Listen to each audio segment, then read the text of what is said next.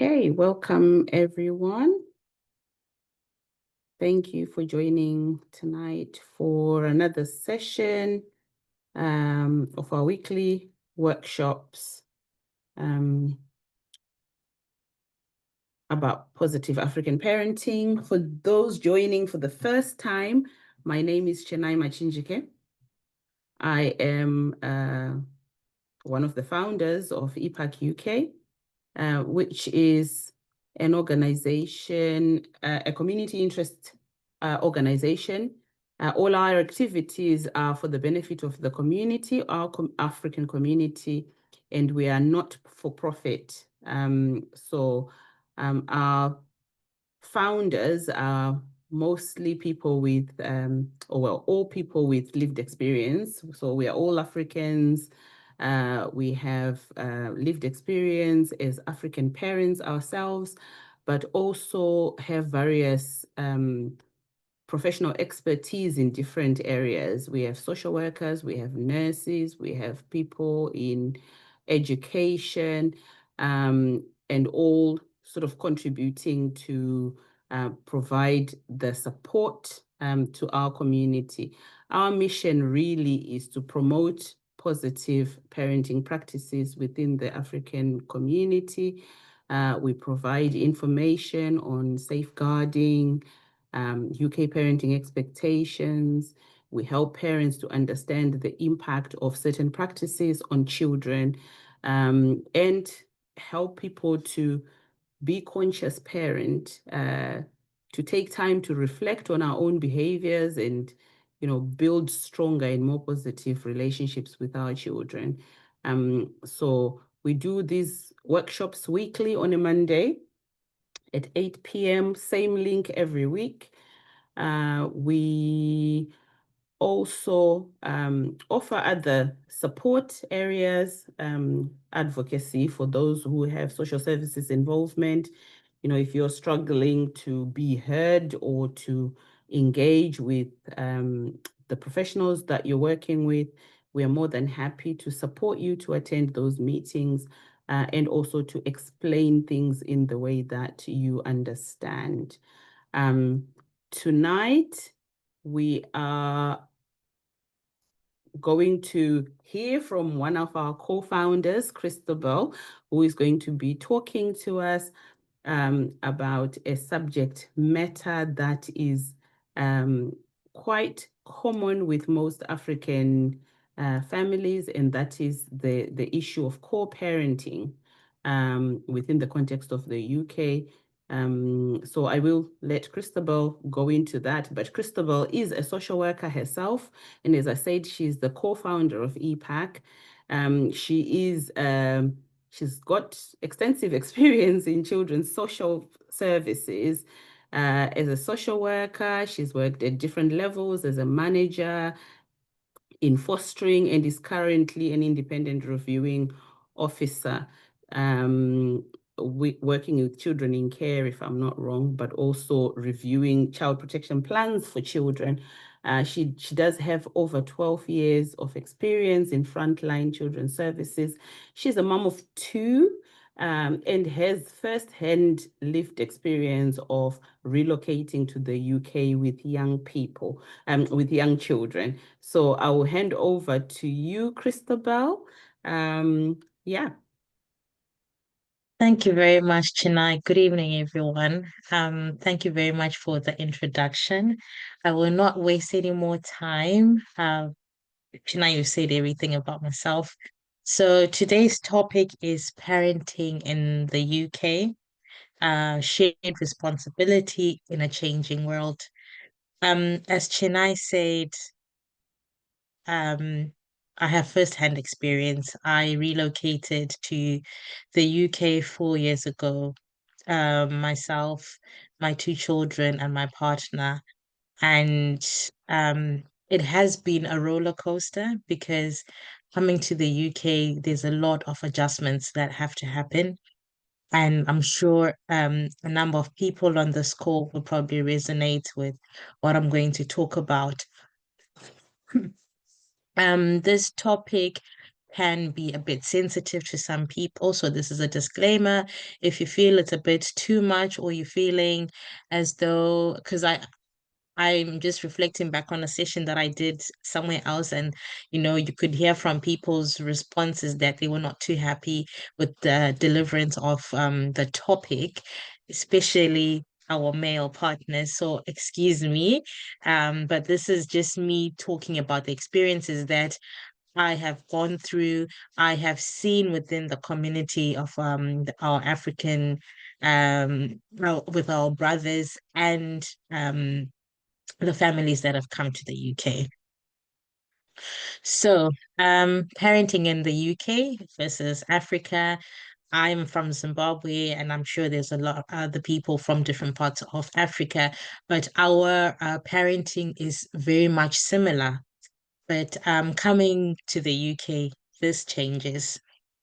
So in many African cultures, parenting is more seen as a mother's responsibility. So in terms of, the household, the daily household chores, the cooking, the making sure the home is clean, the children are ready for school, the children get to school, picked up, and so forth. Whereas in the fathers are the ones who are providing for the families financially, going to work and then coming back. In some households, dad gives mom money and she does everything else that needs to happen. And then another point is that in Africa, we have a much bigger community where we have, we've got grandparents, we've got aunties and uncles, we have house help. So parenting, those roles, whether it's mom, mainly mom's role, dad is just focusing on the financially on providing financially for the family is something that can, easily be surpassed, and you don't really look into it. But when you come to the UK, this really changes. Um, your family, for example, we came, the four of us, is your family. You hardly have people around you. Yes, you may have family, but they're also probably having their own, own things that they need to do, and maybe they're not even close by. So families are more nuclear when you come over, and the support system relied back on aren't always available. So this is where it comes that both parents need to be hands-on. Um, and I think that's a common theme that has been that I've picked up from, talking to other people and also just seeing on social media on the different groups and platforms where women are coming to express themselves and sharing to say, they're struggling with their partners. It's just the simple things within the household. For example, school runs, bedtime routines, and just that emotional support, because this is something that, back home you would may in some households you might find it, but in a lot of our African households, even just us thinking back to our own parents, where we have come from. How many times can you count that your father took you to school? How many times can you actually recall your father putting you to bed? And how many times would you can you remember that, when you were sad or when you just needed, that little hug from your dad, they were there. But with times changing and with us coming to the UK, this is a very important thing to highlight, and a very important thing that we need to think about, and we need to start teaching our children. In the UK, the government even offers paternity leave. Back home, we don't have that. It's not very much known. You're probably, willingly taking some time off if you want to, but here you will be offered paternity leave and, parenting classes for you to, for fathers to learn to be hands-on, from the beginning when the child is born, in terms of changing roles, changing diapers, even staying at home with the child while mom goes out, for work or even just for self-care purposes. So the question is, how do we adapt? How do we shift from what we knew to what is now expected? That's a question that I would like you to keep as we go on with as I go on with this presentation. How do we adapt and how do we shift from what we knew to what is now expected? So, this is where I am going to focus on more of on our brothers within the African communities. The dads, the husbands. It's not always that you're a parent. The dads, the husbands, the partners. How are they getting involved? How are you getting involved? Raising children in the UK is demanding. Childcare is very expensive. Work schedules are very tight, and support is more important than ever around. Um, and like I said, not always that people are parents. How are you as a male partner actually supporting your partner within the household, even with just small things like cleaning the home, cooking, because some men will expect that a woman has come from their 12-hour shift. They're coming back home. They're going to cook. They're going to clean. They're going to make sure uniforms are ready for the children if you've got children going to school. And if they're no children, that laundry is all done. And they're just expecting the woman to do that. However, they have also come from a 12-hour shift and they're saying, I want to rest. So now just focusing more on male partners who are parents. When fathers step up, it's not just about helping, it's about partnering. So it's very important that our children, especially those who have um, boy children, that they learn, they see, because children, we are their role models. They will model what we teach them. So it's very important if you as a dad are showing that you are hands-on, you are doing things like, actually picking up the child from school, just sitting down and, emotional, like you're giving, having a heart to heart with your child. How have you been? How is school? If they bring up something, being able to validate their feelings, being able to show that you are present, you're actually listening, giving a hug. Even the smallest of things when you actually do the school pickup. Some African fathers will struggle to even just give their child, a boy or a girl, a hug or even a kiss on the mouth or on the cheek. These are things that we need to start modeling for our children to know, for them to feel that they're emotionally, the emotional attachment with their parent. Also, just you picked up your child coming back home. Small things, right? Guys, let's get changed. Guys, let's sit down, let's do homework. And then you can start, if you want to be teaching your child, let's start preparing dinner. Mom is not around, let's clean the house so that that burden when mom walks in, she also just it's just refreshing to come back home and there is a home cooked meal by your partner, or the house is clean. And I'm not expecting male to be perfect, because this is all going to be a learning curve for the male and for us, as women, to adjust from our role of just being the one who is nurturing in the home, and also now becoming the in some households women have become the breadwinners, especially when they've migrated from Africa. um the benefits of this is that children, having both parents present and both parents getting involved in taking care of the children and taking care of the home, is that they grow up feeling secure, they're feeling loved, and they have learned these life skills that they can take on as they get older in life and start their own lives. And for mothers, especially those who are working full time, having a supportive partner makes a very much of a difference. It's not enough to say I'm providing. We must also ask to say, am I present? Are you in the household? Are you being seen? Are you doing things with your partner? Are you doing things with your children? Because a lot of our male brothers and fathers will say, well, I've given the money. That's not enough. you know Children want that emotional connection with their parents, same as what they receive from, from their mothers. They also want that from fathers. Um, Being present for things that I'm just going to talk about, being present is, from changing nappies, that again is something, is really big. Even feeding a child, even when they're small, women do express nowadays. There are bottles. You just taking the time to actually say to your partner, can I feed the baby? If you have older children, they're seeing this. You're modeling, expectations of what they're gonna do.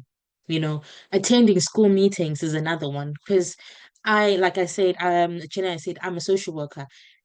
A lot of the times when I'm working with African families, it's always the mom having to be, to be around, having to be speaking to us as social workers.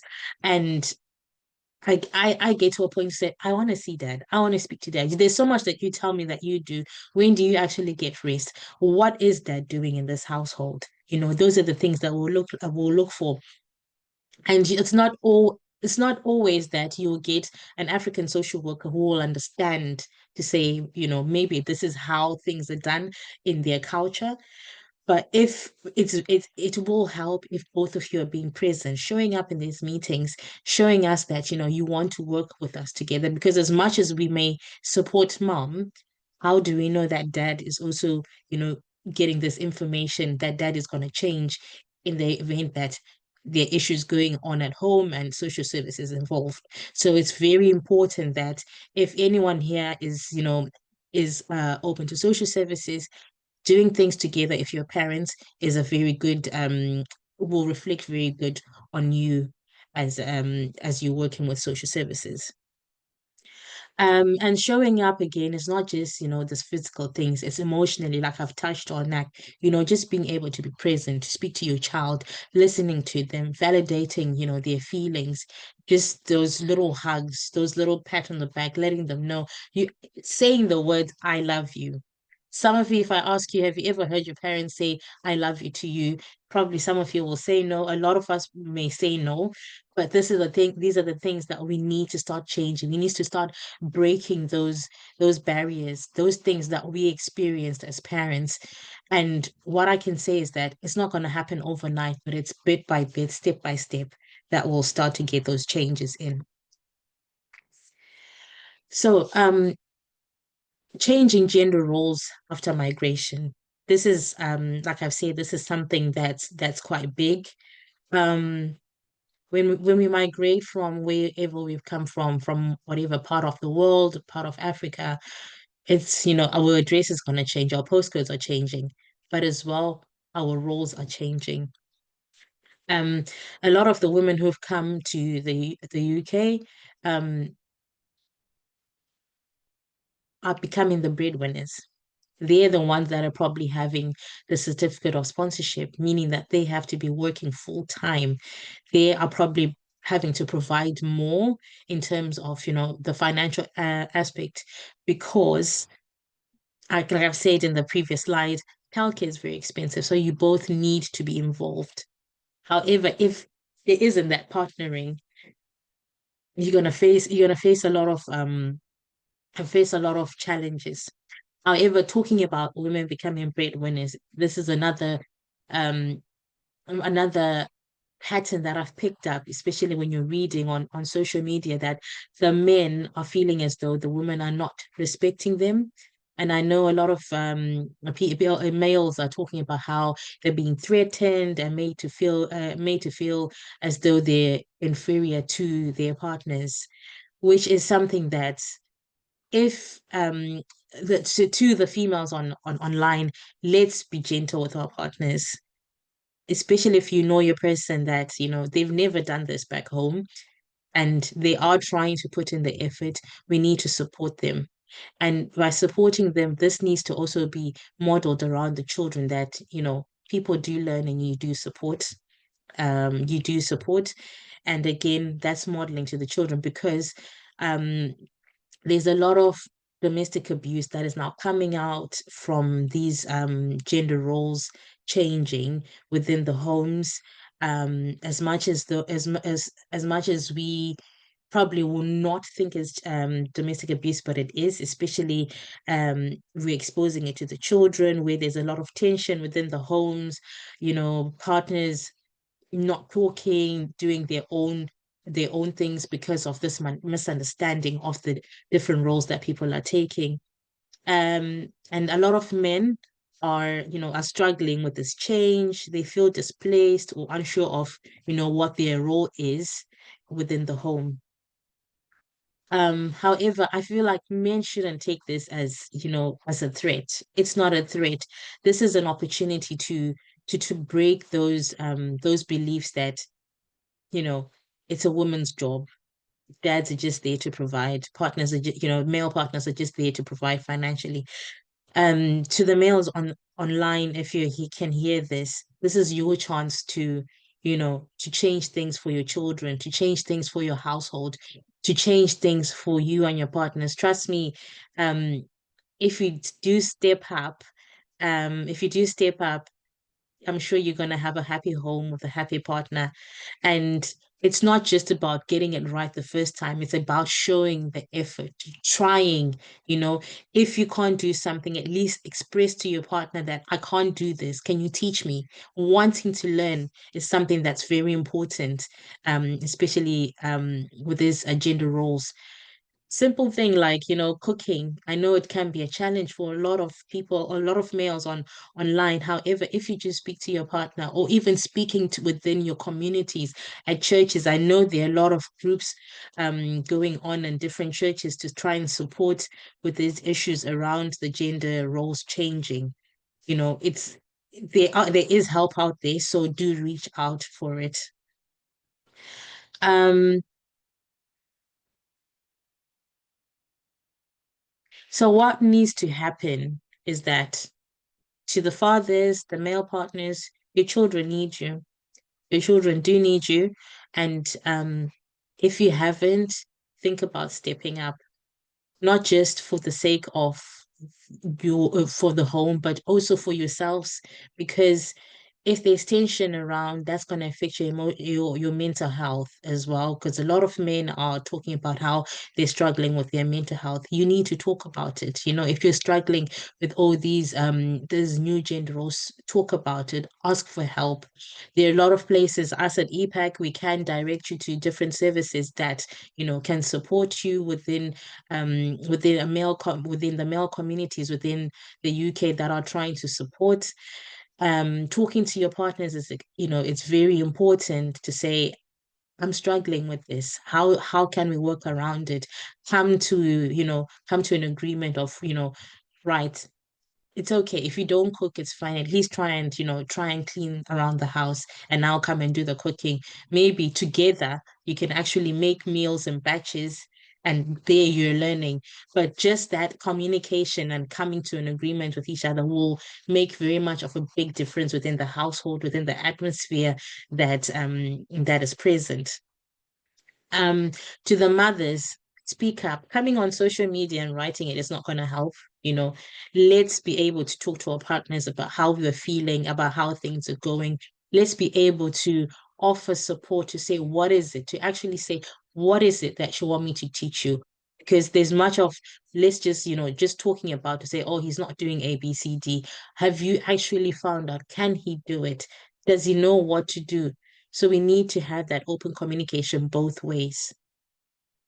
And then another thing is that to our communities, some people actually laugh at men who step up and say, this one is a weak man.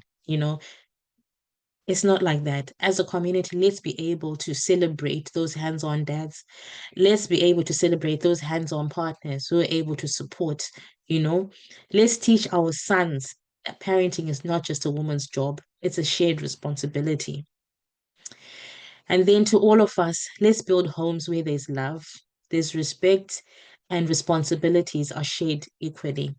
It's very, very important that we uphold these things for our happy homes. So, in conclusion, I just wanted to say parenting in the UK requires a new mindset. It demands a lot of teamwork, communication, and flexibility. Um, to my male brothers, your involvement is no longer optional, unfortunately. It's something that's very essential, not just for you, but for our children as well. So migration has reshaped our roles. Let's embrace that change. Let's raise children in homes where both parents are present, they're engaged and empowered. And lastly, I'm gonna give you a quick, something to reflect on. If there's anyone who's gonna want to share, um, what they're going to change within in tonight's session, you may go ahead. But the reflection is that name one change you're going to make in your household from what I've talked about today. Maybe some of you have already made those changes. If you're open to share, please do share. It will encourage someone else within this session. Thank you very much.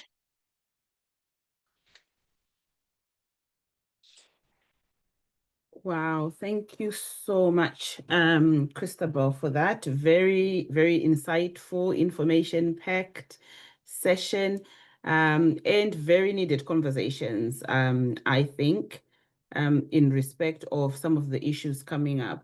We'll open the floor to comments or questions. And just whilst we are waiting, please feel free to unmute or raise your hand if you need to speak. But just to comment a little bit on one of the things that you touched about, because I try to avoid, I'm just mindful of some of our males on the platform, that we don't want to come across as though we are very negative towards men, or the role, for the sheer fact that they are on this platform and listening to this is huge. It shows that, they are willing to, they are prioritizing their children, basically. So there are a lot of events going on for men out there that I just wanted to highlight as well. So we do know that men are starting to have those conversations. And I think what Christabel talked about men, not always talking. And I think we know from the research around mental health that men don't always talk about what's going on with them, and they struggle in silence. But I think it's also important to highlight that there are organizations for men within our community now that are starting to have these conversations, and it's really, really important that we highlight that. But there is a huge gap. There is an absolute huge gap, and it's about having these conversations about how do we bridge that gap? How do we bring the men forward to start bridging that gap? And I know there are a lot of cultural issues there that we need to talk about. And I think that's where we need to be having these conversations. How do we support the men to adapt to the way of living in the UK? And I know we've talked a lot on this platform about there not being enough preparation before migration for people to really understand the reality on the ground. And I think that's one of the biggest issues. It's good that we're having these conversations now, but there isn't enough done to prepare people before they come over. But what more can we do to support people to adapt, to adjust, and to debunk some of those cultural norms, cultural expectations, and really the influence and voices within the communities about what a role for a woman, for a man should be within society. Tandy, you've got your hand up.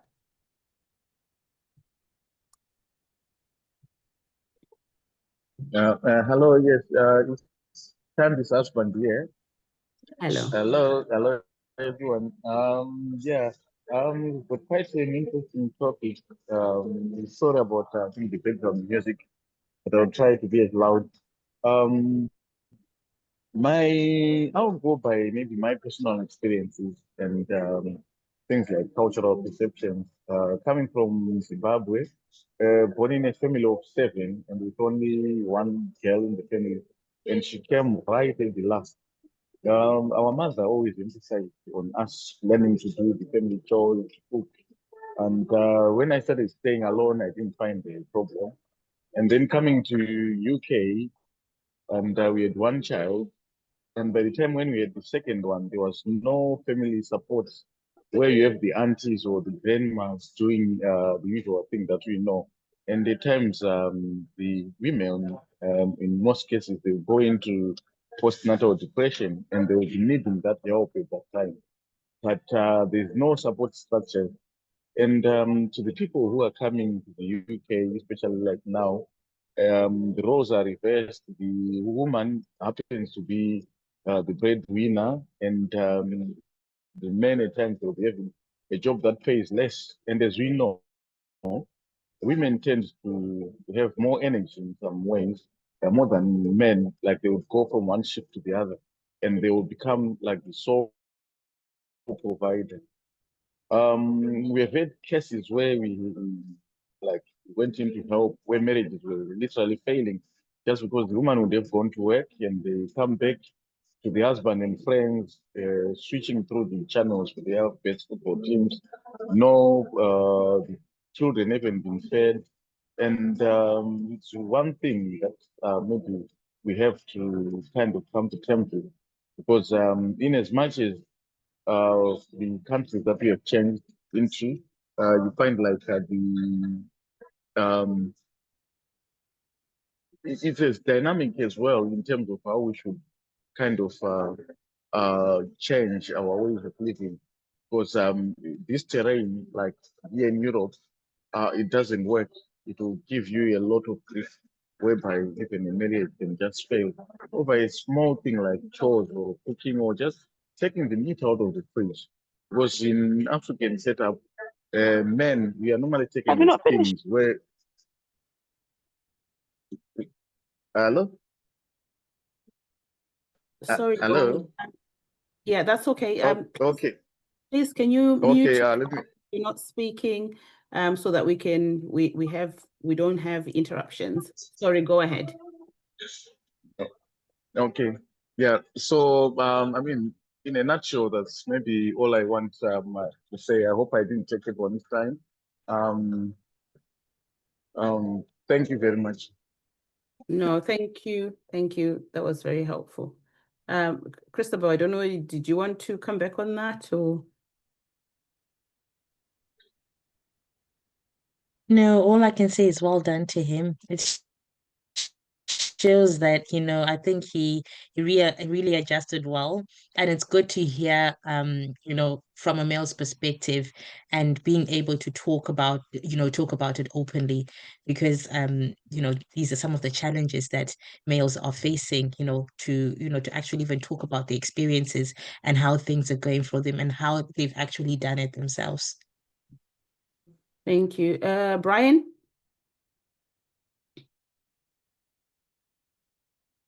Hi, family. I don't have much, but I think I'll just say a bit. Can you hear me? Yes, we can hear you. Oh, okay, yeah.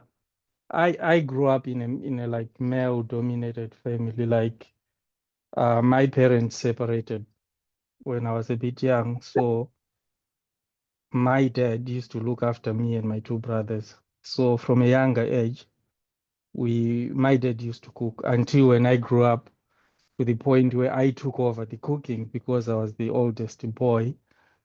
And then when I was around 22, I came to the UK. So doing household chores and everything wasn't a problem. I just continued. And by the time I had my own family, it was just like a natural thing to do.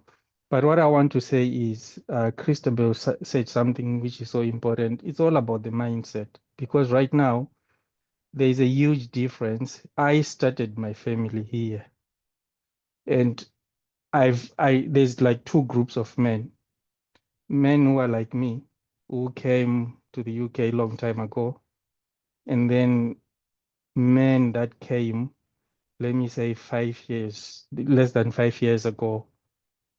Our mindsets are different because all of my friends that we started our families here, we've never had a problem. We do school runs, cooking, because we understand the system. It's all about your mindset and knowing the system. You will find out that even our kids that were born here, they don't have problems. I mean, boys, because they know about school runs, they know about shifts, they know it's a system. They are growing into the system. But I've been in groups where there are men that came just now, less than 5 years. It's all about failing to understand the system, because you can't expect your wife having worked 12 hours. They come home, you're busy watching football, and then you expect them to cook for you. It's something that you should know that no, the things have changed. There are shifts here. You see, I've tried, but there's a group I end up coming out of because I saw that our mindsets are totally different. It's like north and south. But I just say, guys, you will learn this. The system will teach you, because it's no longer the wife does this, the wife does that. No, it's about working together, because that's how the system is designed. I used to play football with English guys and everything. Sometimes we could take our kids to the football, all fathers taking the kids because the mothers will be at work, you see. So, and it's natural. It wasn't like, oh, you're doing this, you're doing that. No, no, no.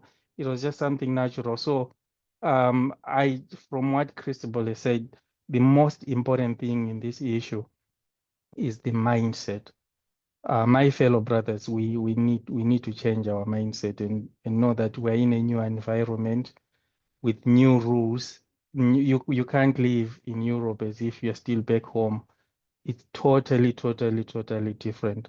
I know it's difficult, but I think with time, um, a lot of my brothers, they will change their thinking and take up their roles, because here that's what the system requires you to do. That's all what I can say for now. Thank you, Brian. Yeah, I think we need to have more and more of these conversations. It's really important. Before I come over to you, Ru, I'm just going to read a comment that Taku put in the chat. The transition for African men in the UK requires a humorous but essential adjustment from being the authoritative mountain-like patriarch to a communicative partner and parent. This means trading the booming village assembly voice for a negotiation whisper, deleting the emotional firewall to engage in complex check-ins about feelings, and redefining a man's work to include mastery of a dishwasher cycle, all while accepting that the children are now tiny baristas demanding logical explanations instead of simply obeying a decree. I absolutely love that, Taku. Absolutely love that. And everything you've put there is so true. So there is a lot for men to adapt to. We are, and we talk about this on here all the time about how we are raising children with voices now. And and we can't just tell them, yeah, do this because I said so. It doesn't work. We did that with our parents where we didn't ask questions, but we are raising children who will question you, who will say, but dad, you are lazy. You are never helping mom because mom is doing this and mom is doing that. And she's also working. How come you're always sitting there watching football and not doing anything? And actually, as a parent, you can be quite offended by that because that is so unnatural for us as African parents to have children who can be so empowered to speak up for themselves. I absolutely love that. I don't know, Christopher, do you have any comments on that before I go on to Ru? No, like I'm just really impressed with, the responses that we're getting from our brothers tonight. So it's very encouraging and to know that, there are people who are actually accepting it and people who realize what needs to be done. So it's so important for people to, for our brothers to hear more and more of this. Yeah. Thank you, Ru. Hello, hi. Good evening. Yeah. Thank you for this opportunity. I just wanted to, as somebody who's been living in the UK for more than 20 years, I think one thing that on reflection, that I would do now that, that I could, if I could change times, was the focus. I think sometimes what makes it difficult for people living as a couple, the dads and the moms in the household, is sometimes the focus is about building wealth back home. And that can compromise our abilities to be able to look after the children. So if the focus is on looking after everybody else, looking after building a big house back home, and not being able to focus on the job at hand, I would truly tell you that there will be time to work. Both myself and my husband, we are now at home and there's no children. So if we wanted to do a long day and a night, we could still do it now. You only have a very short period of time with the children. So I think it's good to do a good job whilst you can. And also knowing that I'm not going to get rich in the next 5 years, but what I'm going to do is that I'm going to pour myself truly into the lives of my children and being able to be involved in the best way possible to give them the best grounding and foundation, and being able to focus on that, and that being your main reason for working together as a couple. I think being dragged here, there, and everywhere because people want things from you as a couple compromises your ability to be able to look after the children.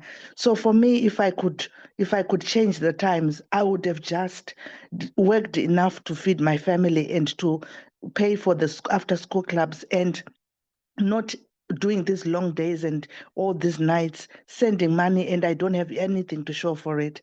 So as somebody who's been bent and somebody who has been through the system, let's look after our children. We will always be able to work, but the damage that is happening now with the children, it will be for a lifetime, and none of the people that we are sending money are going to help to look after or to tidy up sometimes the mess that we create with our children. Not that I'm putting blame on parenting, but I'm just simply saying, let's focus on what is important, because nobody will be there but just you and your children at the end of the day. That's my humble submission. Thank you. Thank And you. my husband wanted to feed into the chat as well. I don't know whether that's okay. I know I've taken long. Yeah, that's fine. That's fine. Maswera Maneru, Lichona Njani. Just a quick one, really, from me. Just wanted to say one of the things that I think is really, really important for people that are struggling. Please find support for wherever you are at. In your communities, whether through church or kubasa, there are always sometimes people that are older than you, people that have children that have grown up, and people that might be able to support with where you are. I also find that be open-minded. You don't need to be stuck in the times what we used to do long ago. Everything is changing. So being able to look after your children, cook for them, whatever you need to do for your children, for your wife, times are changing. And also be open to actually making yourself grow. If you read, there's a lot of information out there.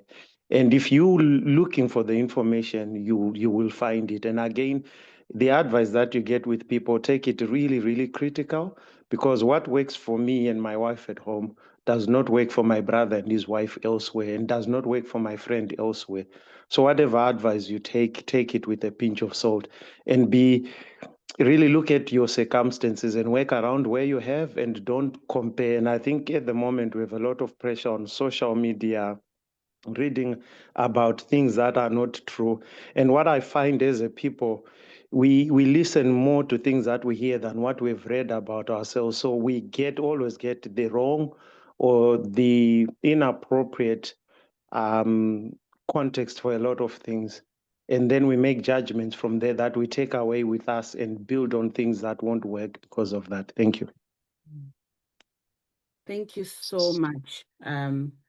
Thank you. I have Precious in the chat who said, I believe it's loving your wife, understanding that she's a helper, and she also gets tired. Childcare is, this side is tiresome. Not to talk about the activities at school and understanding that the shift patterns are also harder. So meeting each other halfway, the problem is that some men are still cultural and refuse to adjust to change.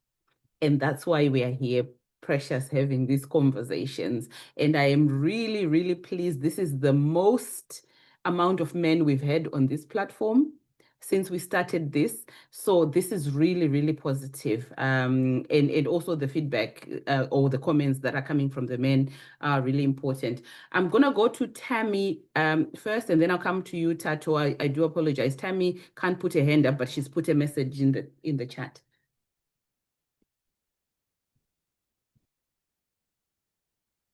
Tammy?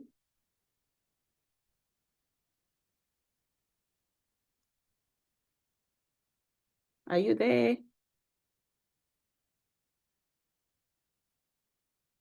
All right, I'm gonna have to come back to you. Put a message in the chat when you're back.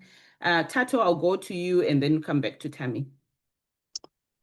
Yeah, good evening. And I'm happy to hear from you guys. Very inspiring conversation that we're having here. And yes, it takes two to tangle. And I'm happy that we are empowering men to be able to come out of our cocoon. But however, at the same time, it takes two people to be able to make things work, because we have to parent together but work as a team. And if me and you as a husband and wife or partners, somehow we have disagreement as well, ladies, please, let us not talk negative to the kids about each other, because also that also destroy men, and at the end of the day it causes problems within our home. And even if there's pastors within this group, I urge them as well that when they come to a situation like that, they also have to do their best they can to rebuke, because if we fail to prepare, we'll be forced to repair, and repairing it's not easy. And at the same time, our children need blessing from both parents. So even if there's a disagreement, do not pull your children outside that. Even if now they want to graduate you, then the mother will be running to the pastor to say, oh, my child is graduating, whereas the father is there. That also destroy families and put the men down, because at the end of the day, men are not playing part. And in reality, even in the Bible, even the pastor wouldn't bless the child according to me as a father. So we also need to work together for this thing to balance. Whatever me and you, we might have the differences or we disagree, mothers, we need you to be honest and teach the children that we are a family, we are together. Let's help each other. If we had a disagreement, as long as there's no violence where people are beating each other, let's work together, because in that way we'll balance situation and we'll build a good relationship for our children. So I'm very happy about this conversation. But at the same time, mothers, please, whatever situation get complicated, do not inspire. And if there's pastors here, they must encourage family unity. They mustn't take side, because at the same time, it makes men to stay away and think, why would I go to church if the pastor is supporting such things? So I'm very happy, and I'm glad that you ladies here are building us up. And men, let's keep up the good work and keep doing the good work. It makes the children happy when they go to school that my father come and pick them up. They feel so good, and it gives those guys to have something to look upon, so they can be able to pass that relationship and friendship to their next generation. So men, let's keep on doing the good thing. But mothers, we need your support, because we are all here today and very happy. But as soon as we finish here, how it is at home. If at home it's not good, mothers and men, go home and sort our problems, because it's good to come and talk about it here. But as soon as we finish here, and the problem are not sorted at home, this means we've wasted our time and energy talking about it here. How it is at home. The Bible said Zacchaeus was in the tree, was happy. And when he got home, he was happy. Jesus didn't ask him, what did he do wrong? He confessed his sins. So when we finish here, this meeting finish, let's go home and fix our home, our problem. If the men have wronged their wife, let them say sorry. If the wife know that they've been pushing their children away from their husband, just go and say sorry, because your denial will delay the deliverance of you as a parent, will delay the deliverance of the children as well, because children are not getting blessed, because somehow between me and you, we are failing the children. As much as we have to help each other, let's help each other for the children to have a better future. And if pastors are there and they've done wrong, it's good for pastors to go and say, I'm sorry, because if you're a pastor and you're too big to say, I'm sorry when you have done wrong, you are too small to lead people of God. So it goes for everybody, for us to fix the house, because it's good to talk about things, but it's good as well to fix where we have gone wrong. So as we finish here, let's all go home and sort our problems. In that way, we'll come tomorrow as a better person. Talking and doing two different and doing the opposite, it doesn't help. So I'm saying, let's support each other and work together as a team. That's all I'm about to say. Thank you very much. Thank you so much. That is so important. And any change, even small, is really good. We all know Rome wasn't built in one day. So, we are all, and that's why we have to keep these conversations going. We're not expecting things to change overnight. As I'm always saying, if you've been doing something for, most of us here are 30, 40 years, that's a habit that's going to be very hard to kick. But you have to start from somewhere, and actually being on this platform is the start that we want to see. And the fact that people keep returning, that's really positive. We are making those changes.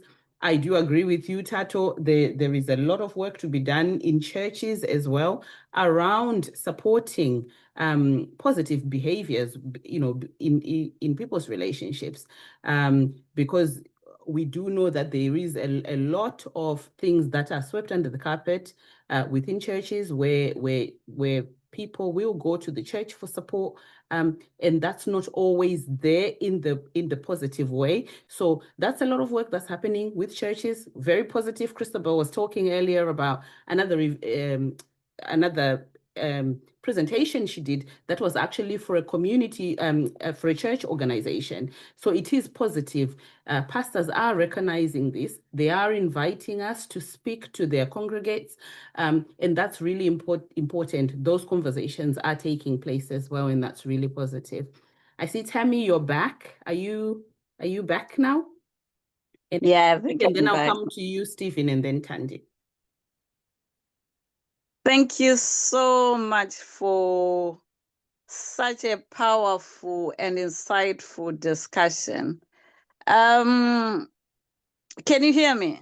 Yes, we can hear you.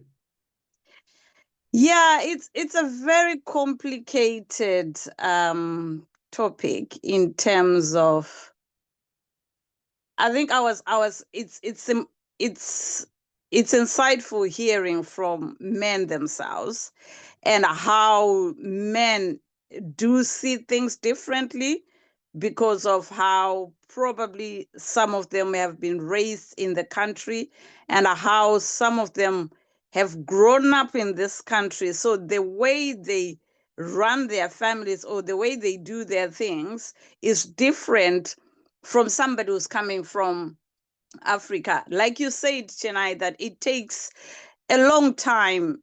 Some of the people here, like I would talk about my background. I was raised in a family where boys never did anything. So they never washed, they never cooked, they never did anything. All they did was go to the fields. So their role was in the fields. My role was to cook. In everything that I was doing as a girl child, my mom had to say, she always used to say, you have to walk a certain way, because if you don't do that, you won't get a husband. You have to wake up at 6, because for your husband. So growing up, I was really coached to be a wife. And then coming from that environment, and then you come to the UK where things are different, it can be challenging. And as well as our culture, our society says that a man should provide for everything in the house. So you find, I've worked with a lot of international workers that have come. And one of the things that I got from some men, they approached me and said, Sisi Tambu, can you please do a session with, the ladies around how things have changed? The man cannot provide everything within the household, within this country, because it's difficult. But then we have women who've been raised that way. Even if you look at social media, when we are talking as women, that still is the mindset that many women have, that everything the man should provide in terms of financially. So what you have in the family is a woman saying you should provide financially, then a man saying, no, if I'm going to provide financially, then I'm not going to help with the chores. I'm not going to help with childcare. Then it becomes an issue, a conflict within the family. So what I always say, I think one of the men speakers said it takes two to tango. I always look at both sides, because without looking at both sides, it would look like we are taking sides. But this issue is not a one-sided issue. It's a couple issue, and we need to work on our couple relationship. So I always say, in every relationship, or in a couple, in a marriage, there's a hierarchy. There's a couple relationship, and then there's a parent-child relationship. So if your couple relationship is not good, you are likely to struggle in your parenting, in your parenting as well. So you have to work on that relationship. And to work on that relationship, the first step is communication. Without communication, it's really difficult. And it's how do we communicate? It's not just about saying, you need to do this, you need to do this. I also struggled with that, because when I came as a spouse. And it was really difficult for me in terms of how I would say things, because most of the times I was frustrated. And when you then try to express your views in the moment of frustration, words do not always come out nicely. So that's why I always say the couple relationship is important, because to talk about those things, they need a point where you are at a point where you're saying, we are relaxed. Let's talk about this. We are not accusing each other, but we are talking and really thinking about, what do we want to achieve as a family? What is our goal as a family? What is our value, so that we don't have anyone pulling, this way and that way. And in our society, I've seen somebody who was really doing this and working hard with the wife. And do you know what? He was labeled that he was being controlled by the wife. So when a man is helping in everything, the other men, they see him as being controlled. And it's really difficult. There's a lot of mindset that needs to be changed within our society.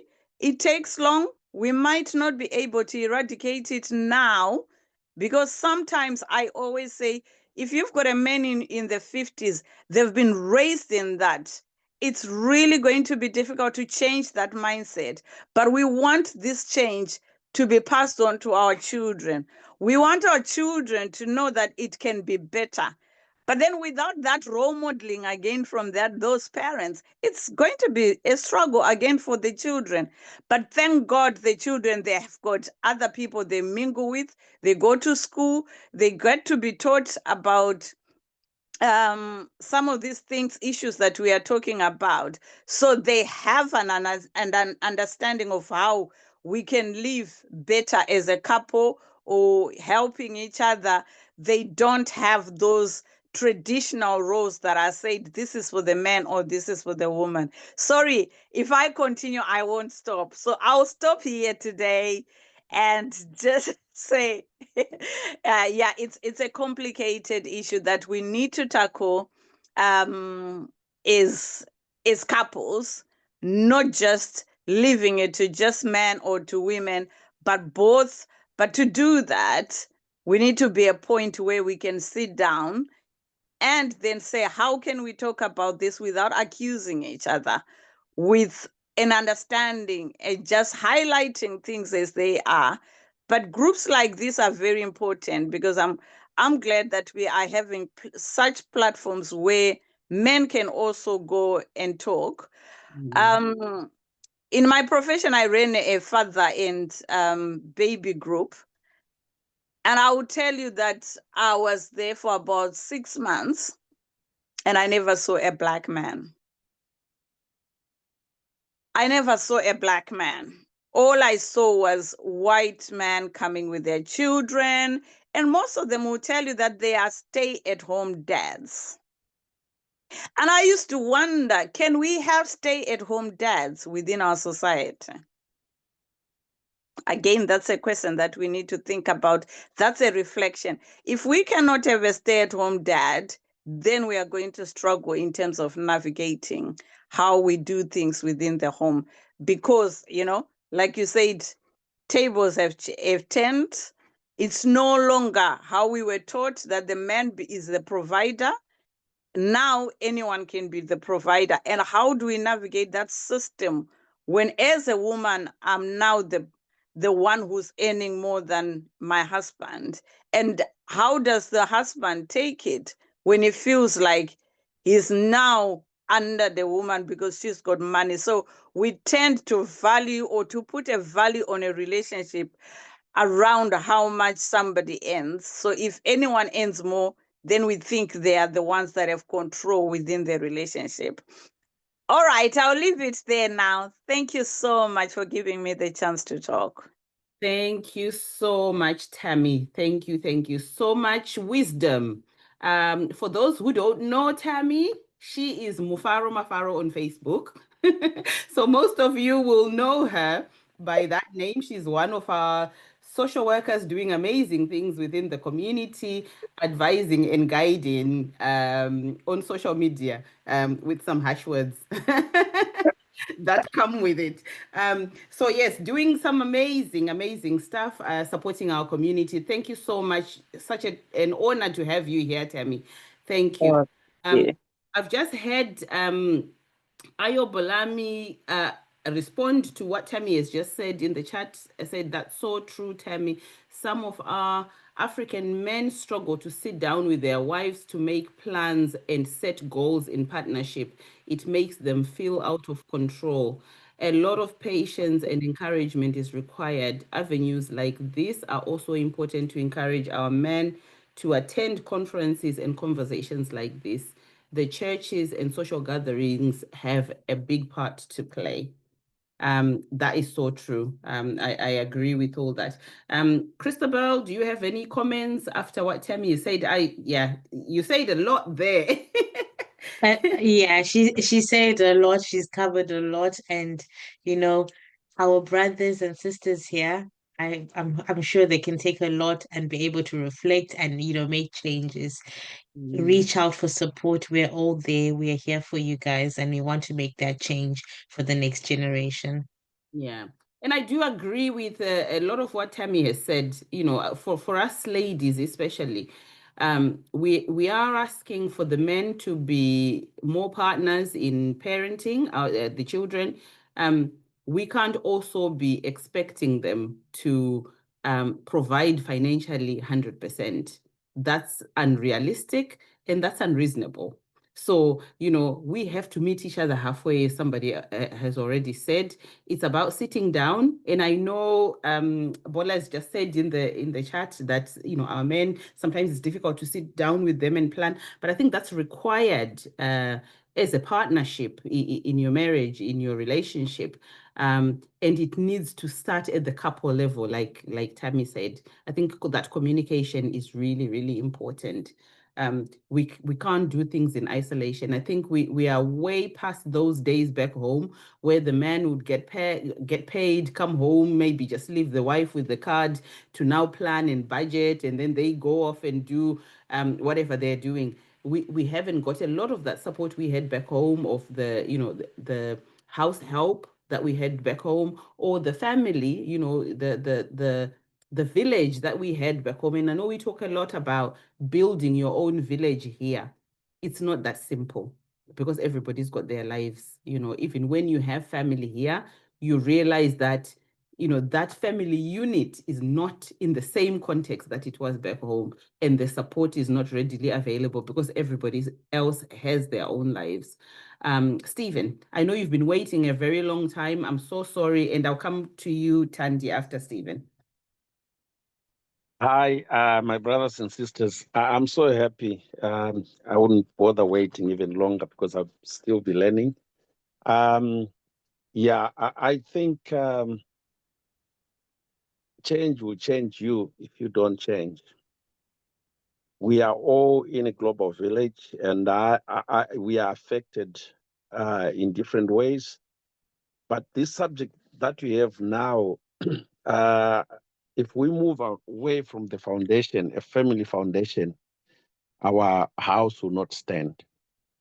As long we are having these kind of things, I had the privilege of having raised 2 kids back home. The first one was born 1995, the other one born 1999. Then we left Zimbabwe, we came here. Then we had our other girl here in 2005. We were just thrown in a situation because of the love based on us. You know, you would not be told what to do to your child, whether you're a man or you're female. Your child is your child. But the problem now we are wired differently. Women, you are emotionally wired. Men, we are different in the way we perceive things. And it's more like when you come as mothers and trying to change a man into a female in the perception and the way we do things, that's where we're having problems. And sadly, some of these things are leading to divorces and all that stuff. I may digress. There was a certain auntie I knew. She came 2004, 5, thereabout. She came first.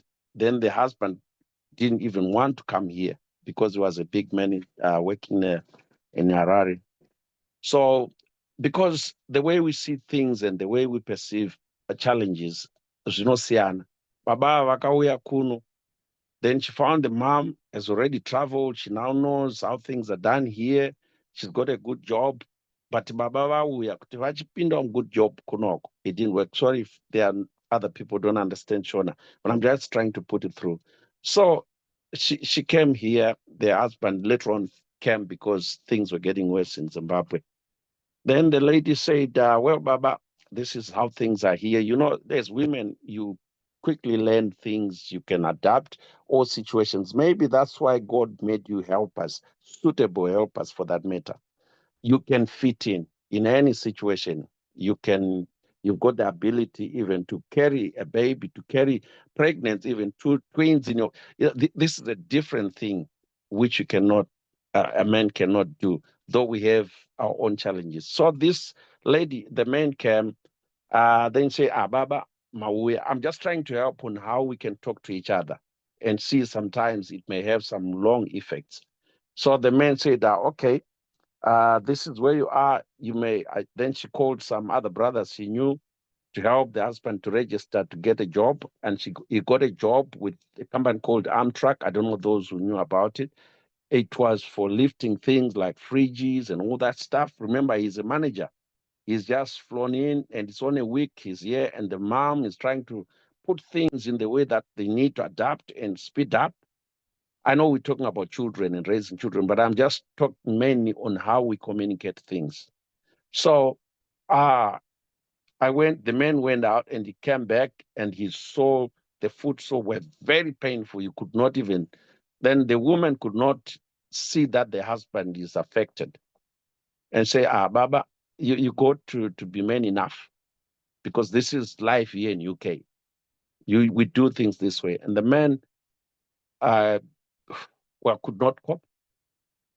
Then the sister, the friend to that woman who was also in the same profession with her, told her, you can't treat your husband like this. It's not nice. No, women, if we don't do things like this, look, this is UK. We got to know things have changed. The tables have changed. So we all have to do something. The man, later on, fast forward, was taken by a friend's wife.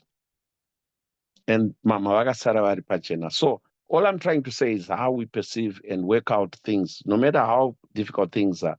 So pakurera vana, if mothers can try by all means to understand that the children are for both of us, no matter how much you can do for your children, understand them better than the men, because mothers, the way I grew up, I used to be told, you can actually know your child is not feeling well, even in the bedroom, because you are emotionally attached to a child more than the father. So whatever we do to a child as men may not be like the same you do as a mother. So we need to teach each other and know that we are different by design, no matter how we may try to push men to do what you want them to do. If you honor your husband, I think things will work better. But here in UK, I don't know how many men will agree with me. Men, we are now voiceless. We are just people who have lost integrity, because the way women talk to men, not all, sorry, my sisters, you probably be different. It's demeaning, and it's wrong that the culture we have, because we are here, things have changed, tables have changed. Many people I know have lost marriages because of just simple things like, do this for me or I do that for you. Sometimes you don't need to be very hard on your husbands. I can leave it here for now. Thank you. Thank you for that contribution. I'm just wondering, I mean, just listening to what you've said, and as I've said earlier on this platform, we really try to be inclusive. There are a lot of groups out there. I know Brian has talked about one for men where there are quite negative conversations about women and how they are in the UK. I've heard on a lot of platforms women equally talking about some of the challenges that they face with the men. And I think this is why we are having some of these conversations. I think I hear from your perspective, obviously, what you're saying, but I think the issue at hand where we're talking about the co-parenting, and co-parenting can happen even in married couples, in married relationships. How then do we navigate? Because we've talked about some of the real challenges that are present when it comes to raising children in this country. Childcare is not easily accessible as back home. There are real challenges around how the cost of childcare in this country is extremely expensive, particularly for those children that are preschool age. How then do you suggest, if we were to maintain the traditional gender roles in marriage, how do we navigate these issues? Because, women are asking, and I'm certainly not invalidating what you're saying about how women speak to men, but how do we navigate supporting each other positively? Where actually equally, yes, there may be traditional gender roles for men and for women, but equally for the women, we had a lot of women who were housewives back home who have now come over to the UK and now have to work and provide as well. So how do we strike a balance without the other feeling voiceless? And I think those are some of we're not going to come up with the answers today, but this is why we are starting to have some of these conversations, because we need to be supporting each other. We have a lot of groups for women empowerment groups. where we have some of these conversations. And I know there are a lot of faith groups that talk about healthy relationships. I know there are couples retreats out there where couples or married couples go to these retreats and to these conferences together to have some of these conversations positively. So there is work that is being done around this. But as I said, Rome wasn't built in one day. You know, we are taking small steps. I think people are a lot more open to making these changes. And I think people are recognizing that these issues are coming up. And we have to look at the positive ways, I think, of going forward. It's positive that we are here and we're starting to have these conversations. We want solutions. Bring them. If anyone's got those solutions about how we progress, you know, I'm more than willing to hear that. I see Tammy waving. I don't know if you want to come back and respond to. Yeah, I hear what Stephen was saying in terms of men becoming voiceless, and probably they are looking for a woman who submits.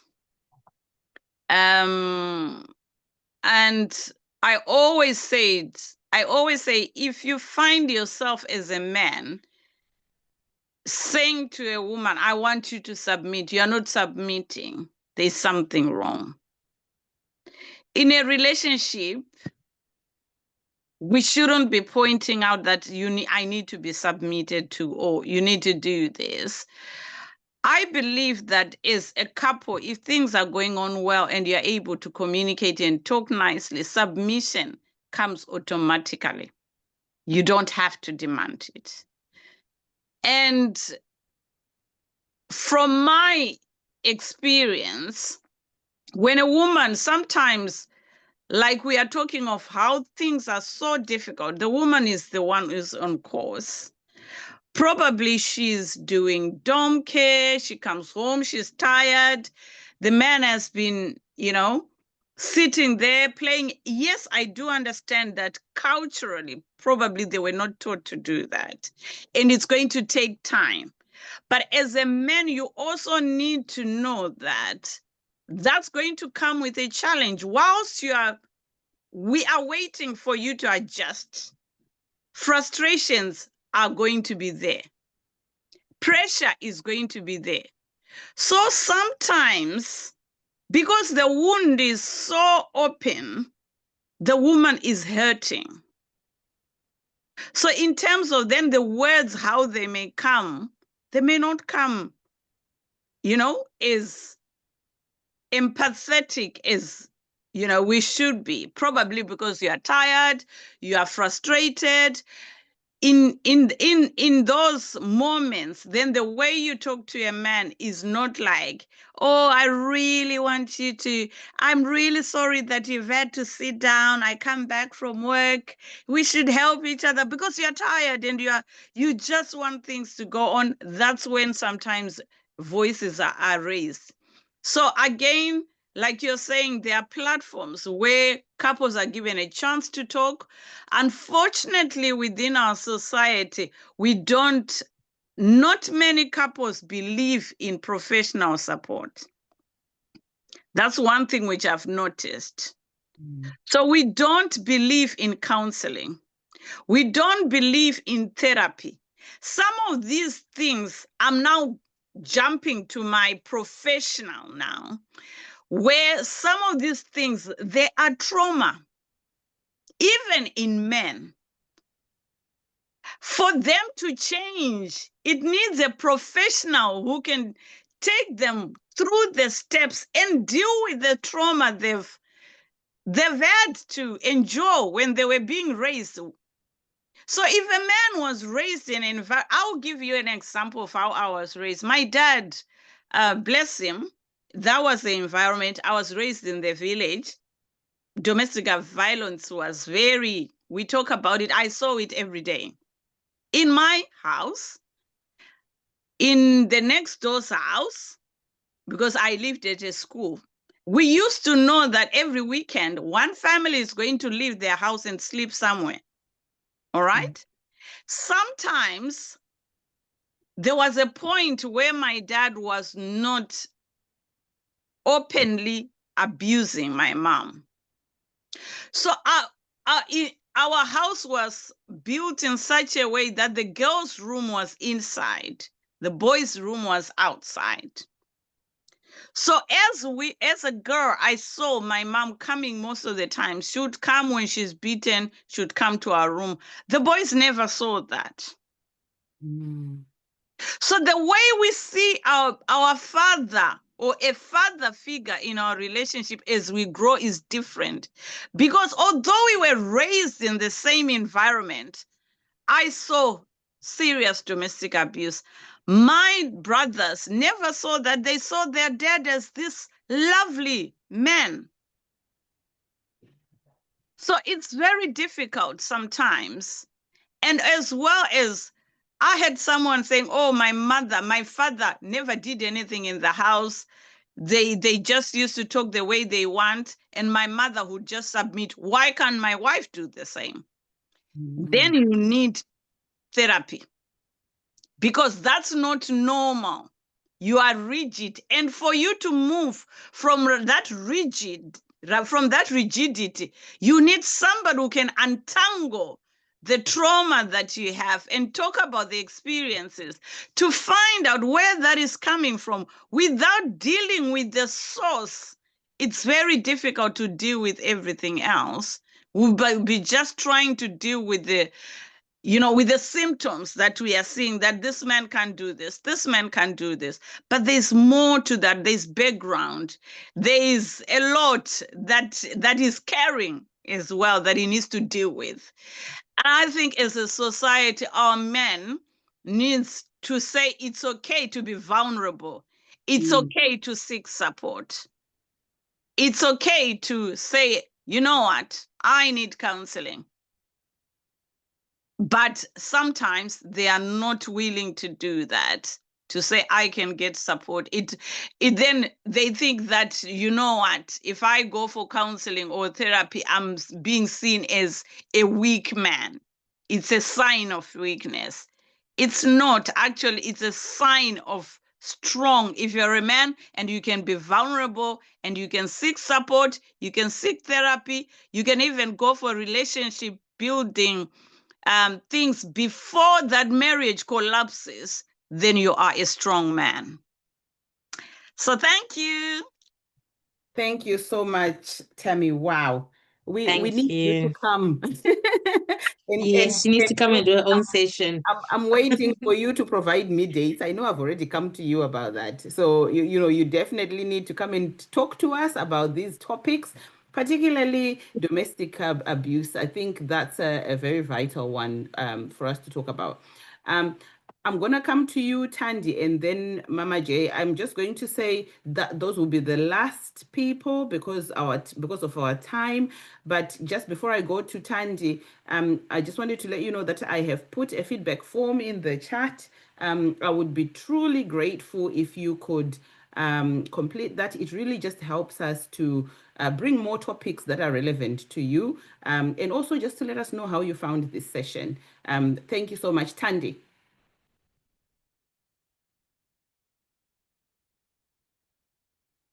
Oh, thank you so much. Oh, very, very enriching. Yeah, I just wanted to also add that I think as is being echoed, I think we really need to approach this with that empathetic side towards men. And thank you, Tammy, for what you just mentioned there, because I wanted to come in and say, I think we really do need to confront the challenges that our men have, and they do need that support to recognize that they do need the help, because they don't ordinarily come forth as needing that help. And I don't think they actually do know how that can happen, or even the fact that they do need help. And thank you for mentioning, because our brothers need to understand it is great strength, just to reiterate what Tammy was saying, to come forth and say, I don't know any better, not because of no fault of my own, but because of how life treated me. And as a man who says, I want to build my family. And I think when we're talking talking about, I'm hearing a lot about, you know, maybe you can come in 50-50. Marriage is really something you come into 100%. Each one has to be willing, I think, as to how we move forward. And we can actually do that without fighting, without finger pointing, is that because sometimes also, as we've been hearing, sometimes it's actually the women who are stalling when it comes to some of these chores and how we raise children and all this. It's not always just a man's problem. Sometimes there are also women who are not willing to engage and change. And I think it's not even about willing to engage and change, but I think there's a lot of bitterness also that may be playing out, because it depends on how you treated each other as a couple when you were back home in Africa. Now, as you come over here, and the woman now can suddenly work. So from being a housewife, I was waiting and begging for your money month in, month out. Now I am empowered. I'm in a place where we can be equals, so some people say. But I don't believe that's what it is. We've come here to better our lives. And if we take that approach of 100% effort towards building our family, towards building our legacy, we can actually do better and be better. And so I think some of those wounds need to be confronted, need to be dealt with. There needs to be hard conversations. There need to be safe spaces to have those conversations. And one of those ways to do that, as Tammy was saying, is to seek professional help. And so I'm hoping that also, as we are saying this, the men especially are the ones who are very less open to that help. I'm hoping that our brothers will realize that it's actually a strength beyond just you. It can also be to help you to deal with what your spouse, you may be actually recognizing as weaknesses or as things that are frustrating you in your spouse. So if you actually take the leadership role to facilitate that professional help, it is going to really help and strengthen your what you are trying to achieve. It will strengthen your marriage, it will strengthen your relationship, strengthen your family. Also, the boys are role modeling the children themselves, especially the boy child. And also the fact that we are raising our children in a different environment. So if the dad, for example, remains rigid, they are also training up their boy child to continue to be that in that rigidity. And just imagine what that future marriage or the future relationships of your son or your sons is going to look like. So just encouraging the brothers that when you actually step out and grow and mature in actually learning how to adjust, you are not only adjusting for yourself and your marriage, but you're also adjusting for your children. You are actually setting that crucial foundation for your children. And I also added something I think that we found very helpful, that I'll just leave close with here, that being empowered as a man, I'd put it in the chat, but being empowered as a man in all these adjustments we're talking about will also help you when hard times like sickness come or when death knocks on your doorsteps. We've had a lot of the times where we found this brother suddenly wife departs. They struggle to cope because they have never learned how to do life without this woman. The grief journey becomes much more difficult, much more complex, because you disempowered yourself while this woman was alive. I'm hoping that we're giving the brothers more and more reasons beyond just maybe what looks like bullying or cultural arguments. It's for your own good to be empowered. It's a different environment, it's a different ballgame. You don't want to wake up your children being taken over by social services because you just don't know how to even do life with your children, and you're already grieving. You lose your wife, you lose your spouse, you lose your children. That becomes a spiral for disaster. So I hope that this helps, that you may think about those times and those and just empower yourselves. This is why that change is necessary. And where healing needs to happen, let's heal as couples. Because sometimes even as women, we are being very cruel towards our husbands just because maybe they ill-treated us while we were back home. Let's have those conversations, forgive each other, and build our families. Because the only family you'll have is that family. And normally when we try to retaliate, we go ahead and make our lives very, much more miserable. Thank you so much.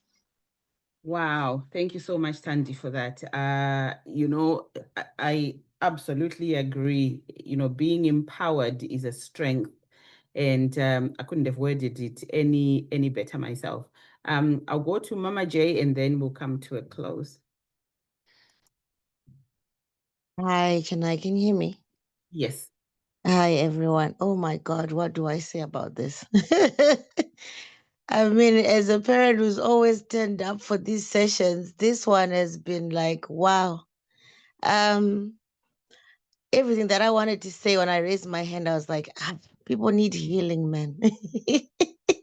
That's all I've just been thinking. Like, I think with anything in life, we're all trying to unpack life and trying to heal from our generational traumas. And like my sisters have been talking before me, like it sounds like there's a lot of work that needs to be done before anybody is a parent, before anybody is decided even to come to this land of milk and honey, whatever we want to call it. Because even judging from seeing things on social media, because some of this stuff we see it on social media, you're like, is this even real? But it is real. It's probably when people come here, I wouldn't know how people's relationships would have been before they even decide to leave home and come here. So if you're not on a solid rock, England is not for the faint-hearted, guys. It's just it's like dog eat dog. So I just hope that, you know, going forward, this platform not only helps people to listen. It's one thing to listen, like what I think one brother said, but it's another thing to go and do the work. The work is a lot. The work is a lot, not just for family, but for an individual, because it takes two people to parent. It doesn't take one person. But I also think, even judging from, I don't have anything against my brothers. But I also grew up amongst men. I also have brothers and cousin brothers and, you know, people around me who are men. There's a thing called pride, you know. I think on that, I can leave the conversation on that. Like, people can work on their pride, because sometimes pride it's the downfall of anyone, really. If you're willing to make things work, if you're willing to parent your children, you adopt the pride and say, I don't need to be told what to do. I'm telling you, I'm speaking this from experience, because of people around me that I even try to encourage to come on these platforms. Like, so what do you learn from that? And I'm like, I'm not really like here to teach anyone, but there are things that we benefit from these conversations that I mean, it's never one size fits all, but you can pick up something and you can go and work on yourself. So thank you so much, everyone. Thank you so much, Christabel, for just bringing this conversation. And oh my God, I think there's a lot of work. And thank you, Chennai. Thank you so much, Cha. Thank you for that. Just before I close, Zoom user has put in the chat, Tandy, well captured. Let's find space of safety and define, explore what we need. Absolutely agree with you 100%. Healing is for all, and it's systemic. So, I mean, just to bring to a close, and they've said emotional intelligence is and being curious, good reflections, Mama J. So just to bring to a close, I just wanted to, you know, the issue of generational trauma and childhood trauma is a huge topic. And I don't know if anyone attended a few weeks ago. We had Tafadzwa Mamire, who is a psychodynamic psychotherapist, who came to talk to us about trauma, and spoke about a lot of the things that Tammy was talking about. So if you missed that session, please go on our YouTube channel, EPACUK. That session was uploaded to our YouTube, and you can watch it back. That was such an impactful session. And hopefully in future, we'll have Tafadzwa back again to talk to us about other topics coming up. And also, one of the other things I wanted to just comment on is the fact that as a social worker myself, like the others have said, I've also worked with a lot of African parents. And one of the things that I find is that where you have African children who are open to social services, The plans are in place. A lot of the times the dads are missing from those plans. It's either they don't engage, they don't see the need for themselves to participate because they say you are dealing with the mom, deal with the mom. They are referred to courses they don't want to attend because they're saying it's the mom. The mom is involved. A lot of the times where children, for example, are at risk of removal, the dad is saying, you know, work with the mom so the mom can stay, the children can stay with the mom. And that's one of the things that we really need to be working towards. But I also know from my own experience, I've worked with dads, African dads who are single dads, who are raising children by themselves and doing an excellent job. But some of these dads don't want to talk about it. They don't want people to even know they're doing this because there is a stigma attached to it. And I think we need a lot more men talking about this, sharing their own experiences of parenting, because it's not, when we're talking about this, it's not all fathers. It might be a certain percentage of men that are not stepping up, that are not emotionally present for their children. And a lot of the times, the negative is highlighted way more than the positives. But we need a lot more fathers to come forward. We need you ladies, you have men out there who are excellent fathers. We need you to encourage them to come and share with us so that we have the other side, so that we don't have this imbalance of where we feel men are being bashed on these platforms. And as I say, this is a very inclusive platform. We're not bashing men, we're not bashing women. We are growing parents and we all want to do better for our children. So I will just leave it there and close on that remark. Brian, you've got your hand up. You've got 30 seconds because we need to finish. Okay, shall I ask? No, I actually wanted to ask if we can continue with this, because to me, it's like it's a war zone, you know, 50-50, the men should provide this. Guys, let's start everything from a point of love. I believe if you are a loving couple, there's no 50-50. Everything that comes in is for the family, you know. So I like the other speaker who said also women are saying, oh, the men should provide. Surely if you are a woman and earning more than your husband, why would you expect him to provide? Let's just start everything from a point of love. And I think there's a lot of healing that needs to happen. So maybe if there is a chance, we can continue with this conversation in some other time in the future. Thank you. Yeah, we definitely will bring it up in a different context.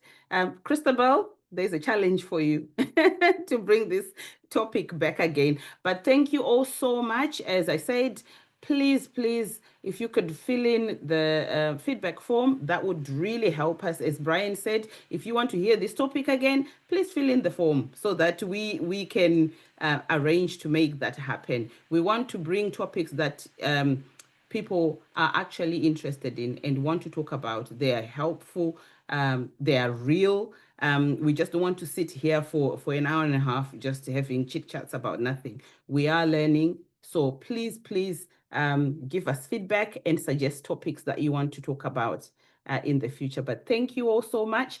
Next week, we do have another speaker coming, and that is somebody who also has lived experience. She's going to be talking from the perspective of, this is somebody that came as a student and trying to transition to her profession as a social worker and register in this country with Social Work England, and some of the challenges she's had to face with that. And I know that some of the conversations we have, people who've come on the health and social care visa, for example, they've got other degrees, other professions that they then want to get into, and some of the challenges that they have with doing that. So, if that's something, a topic that's of interest to you, then please do come along next Monday, same time, same link. Thank you all so much and see you next week. Bye. Thank you, Christabel.